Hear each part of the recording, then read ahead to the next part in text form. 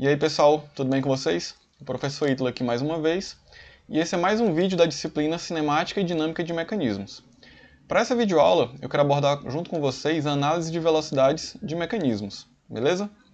Então, nós vamos adentrar agora no capítulo 6, em que ele vai tratar dessa análise de velocidades, e já vamos começar definindo qual que é o conceito então de velocidade aqui na nossa disciplina. Velocidade é definida como a taxa de variação da posição em relação ao tempo. Quando nós estivermos trabalhando com essa posição angular, então a taxa de variação dessa posição angular, representada por dθ em relação a dt, nós vamos chamar de ômega, ou seja, velocidade angular. E quando nós estivermos trabalhando com velocidade linear, nós vamos representar pela letra v, em que representa a variação do meu vetor posição r em relação ao tempo, como você pode ver aí embaixo. Então, a partir de agora, essa será a notação que nós vamos utilizar nas nossas videoaulas.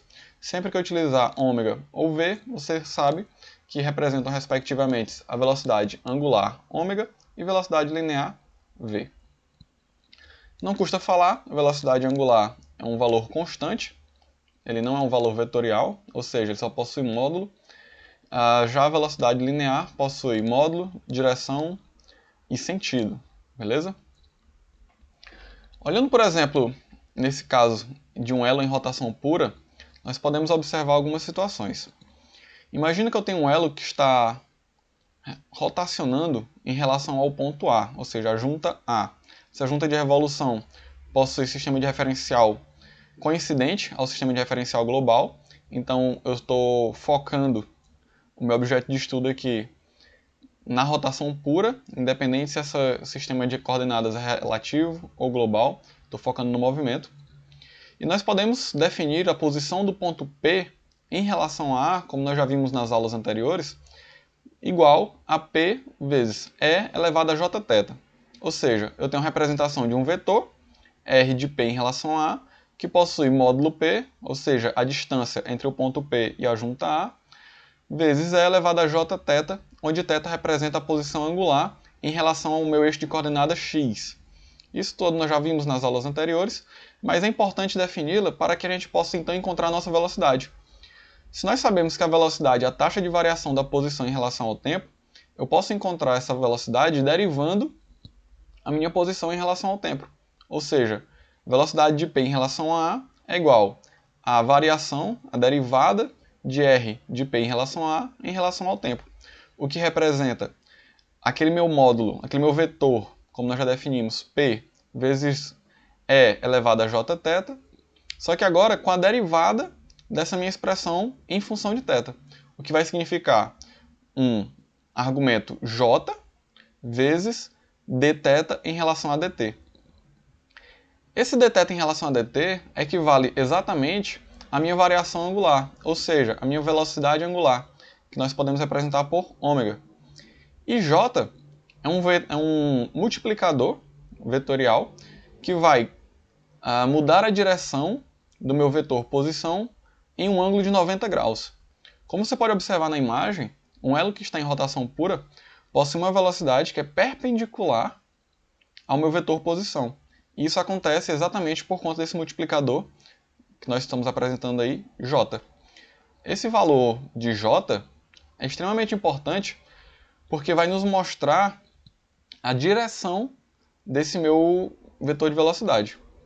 Já o sentido dessa velocidade vai ser definido aqui da seguinte forma. Velocidade angular no sentido anti-horário vai ser trabalhada como valores positivos.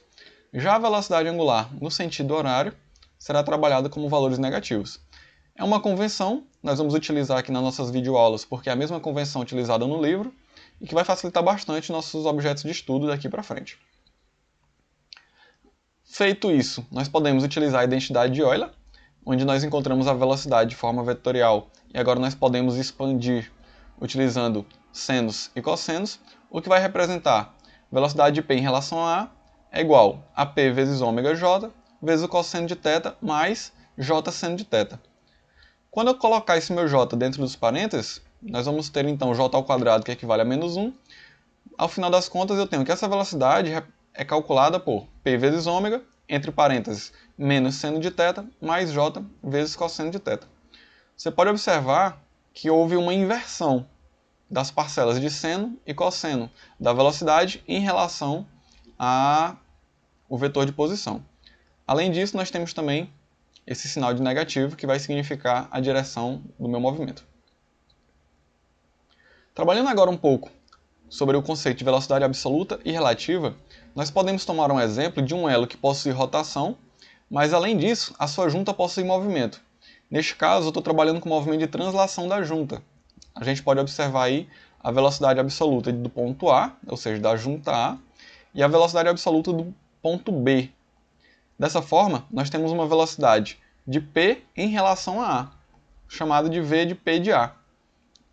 Matematicamente, ou vetorialmente, nós podemos calcular da seguinte forma. V de P em relação a A é igual à velocidade do ponto P menos a velocidade do ponto A. Isso trabalhando notação vetorial. Em outras palavras, a velocidade absoluta de P vai ser igual à velocidade absoluta do ponto A mais a velocidade relativa de P em relação a A. Essa é a forma que eu tenho de calcular a velocidade absoluta de um ponto que está em movimento, independente da situação, independente se a junta está em movimento ou não. Em outras palavras, a velocidade relativa de P em relação a A é igual à diferença das velocidades absolutas de P e A, ou seja, Vp menos V de A. Isso fica bem claro e evidente quando nós colocamos no diagrama de vetores que está aí em cima. Você pode ver que a soma vetorial tem sempre que ser um polígono fechado. Trabalhando agora um pouco a solução analítica, se nós formos avaliar todos os vetores de velocidades das juntas que nos interessam, no nosso caso, o mecanismo 4 barras, que possui movimento das juntas A e B, nós vamos poder observar os vetores de velocidade exatamente nesses pontos.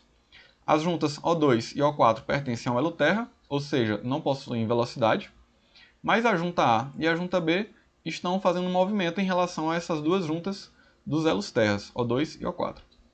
É importante ressaltar que o movimento de revolução do elo 2 vai garantir que a minha velocidade de A seja sempre perpendicular a esse elo.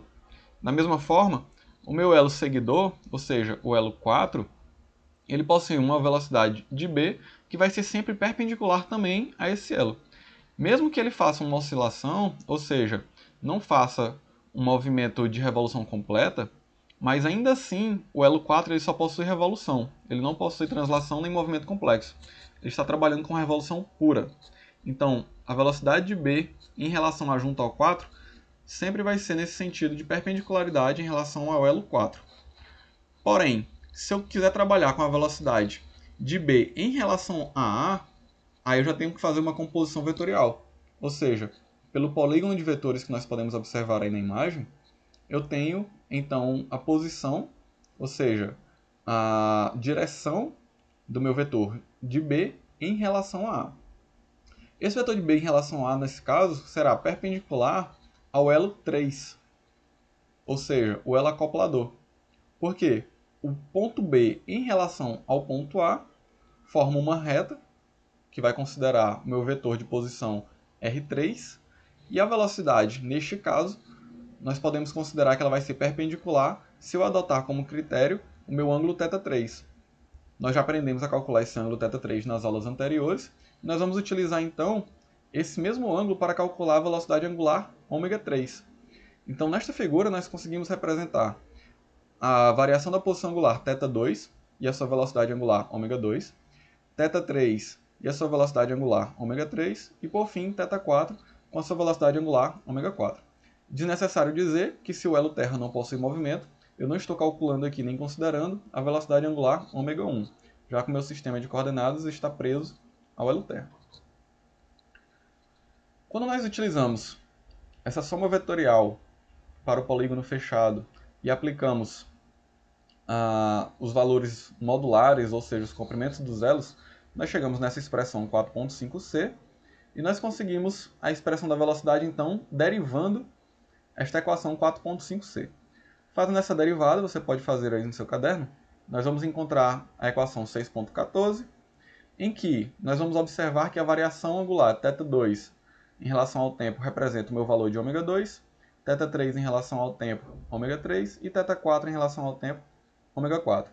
Simplificando, eu tenho que j vezes a, ômega 2, e elevado a j θ 2, mais j vezes b vezes ômega 3, e elevado a j θ 3, menos j vezes c, ômega 4, e elevado a j θ 4, é igual a zero. Isso porque a derivada da constante d vezes e elevado a j θ 1 é igual a zero, ou seja, não possui movimento duelo terra. Então, nossa expressão agora possui apenas três parcelas, sendo que dessas três parcelas, a variável ômega 2 ela já deve ser conhecida. Ela deve ser conhecida porque nós estamos trabalhando com um mecanismo 4 barras que possui um grau de liberdade. Ou seja, essa é a minha variável de controle, assim como nós fizemos com o θ2. Se eu consigo controlar a variação de θ2, naturalmente, consequentemente, eu consigo controlar também a velocidade ômega 2. Nos resta então calcular agora as velocidades angulares ômega 3 e ômega 4 a partir daquelas equações que nós já definimos nas aulas anteriores. A solução analítica, vetorialmente falando, representa o seguinte então. A velocidade de A mais a velocidade de B em relação a A menos a velocidade de B tem que ser igual a zero. Isso nós podemos comprovar por aquele diagrama vetorial, aquele polígono vetorial que nós definimos alguns slides atrás. Dessa forma, a velocidade de A ela é função de ômega 2 e ela é facilmente calculada, porque θ2 e ômega 2 são valores já conhecidos por se tratar de um mecanismo de um grau de liberdade. A velocidade de B em relação a A ela é função, então, de θ3 e ômega 3, já que todos os outros parâmetros são constantes conhecidas. E a velocidade de B é função, então, de θ4 e ômega 4. Da mesma forma que ômega 3, todos os outros valores são conhecidos. A nossa expressão se resume, entre aspas, a resolver agora os valores de ômega 3 e ômega 4, que são função desses parâmetros aí. Como eu já falei, alguns parâmetros já são definidos, são módulos constantes, sejam os comprimentos dos elos A, B, C e D, seja a posição angular naquele intervalo de tempo θ2, seja a velocidade angular que eu estou definindo como ômega 2 também já conhecido. Você vai utilizar um pouco de matemática para desenvolver aquela expressão. Eu não vou explicar aqui nesse vídeo, mas você pode pausar e dar uma olhada aí como está explicado lá no livro. Em que nós vamos chegar numa análise final, em que eu chego em uma expressão em que é possível calcular ômega 3 e ômega 4 algebricamente. Então, ômega 3 e ômega 4 se tornam função daquelas propriedades que nós já definimos. Ômega 3, eu preciso conhecer o valor de θ4 e θ3, da mesma forma como ômega 4, também é necessário conhecer esses valores de θ3 e θ4. Esses dois valores já foram identificados na análise de posições. Se você não lembra, eu recomendo que você assista o vídeo da aula anterior, em que eu mostro como como encontrar esses valores, beleza? Partindo então para a solução analítica, uma vez que você já resolveu esses valores ômega 3 e ômega 4, nós podemos substituí-los nas velocidades vetoriais, naquelas velocidades absolutas que nós definimos, como VA e V de B. V de A, nós temos o valor de ômega 2 já conhecido, V de B em relação a A, nós já encontramos o valor de ômega 3, e V de B, nós também encontramos o valor de ômega 4. Substituindo esses valores, eu tenho então definido o vetor de velocidade para cada um desses pontos, cada uma dessas juntas. A junta A e a junta B, que são os meus pontos de interesse nessa situação. Mas além dessas juntas, eu posso definir também a velocidade de qualquer ponto. Como nós vimos na aula anterior, existem pontos pertencentes aos elos, nesse caso aqui os pontos S, P e U, em que por muitas vezes é necessário conhecer a velocidade desses pontos para determinados intervalos de tempo. Então, seguindo a mesma lógica, seguindo a mesma forma de resolução, a resolução vetorial, eu posso descobrir, posso calcular qual que é a velocidade de S, velocidade de P e velocidade de U, tanto de forma relativa quanto de forma absoluta. A velocidade do ponto R de S, velocidade do ponto S, né? R de S em relação ao O2 já representa a minha velocidade global, ou seja, R de S é igual a S vezes E elevado a J θ3 mais ΔT2. Perdão, aí no livro onde tem θ3 você pode ler como θ2. E expandido pela identidade de Euler, nós temos então que S, entre colchetes, cosseno de θ2 mais ΔT2, mais J vezes seno de θ2 mais ΔT2. Derivando essa expressão, a gente encontra então a velocidade de S, que vai resultar em S vezes ômega 2, entre colchetes, menos seno de θ2 mais ΔT2, mais j vezes cosseno de θ2 mais δ2. A mesma metodologia pode ser utilizada para a velocidade do ponto U, em que nós vamos encontrar a velocidade de U, que é função do módulo U vezes ômega 4, entre colchetes, menos seno de θ4 mais δ4, mais j vezes cosseno de θ4 mais δ4. São valores razoáveis e fáceis de encontrar, porque esses dois elos 2 e elo 4 possuem apenas rotação pura. Trabalhando agora com o elo acoplador, ou seja, um ponto pertencente a esse elo, ponto P, nós vamos trabalhar com um movimento complexo, possui rotação e translação. Então, nós temos a velocidade de P em relação a A, que pode ser encontrada em função do ângulo θ3, ou seja, essa variação angular que representa ômega 3, e posteriormente eu posso utilizar essa velocidade de P em relação a A para encontrar a velocidade absoluta. Ou seja, a velocidade de P é igual à velocidade de A mais a velocidade de P em relação a A, como está escrito aí na nossa imagem. Isso acontece novamente porque nós estamos trabalhando com um ponto que possui movimento complexo.